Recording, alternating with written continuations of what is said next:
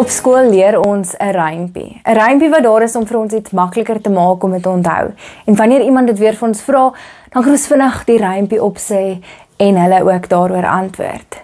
Ons geloofsbelijdenisse is juis vir ons daardie belydenisse wat ons uit ons kop uit ken en wat ons met gemak kan opsê wanneer iemand vir ons iets vra.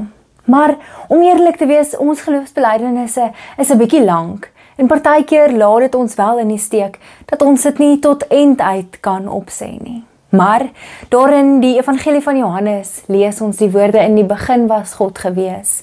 In die begin was die woord daar gewees en die woord was self God. Mag dit al wees wat jy onthou, dat God daar was in die begin, dat God daar is vandag en dat God ook in die toekoms daar sal wees. Soos wat die evangelie juis daarvan getuig. Die drie enige God wat teenwoordig is. En wanneer iemand vir ons vra wat ons glo, dat ons wel sal antwoord: ek glo in die drie enige God, met die woorde van Johannes.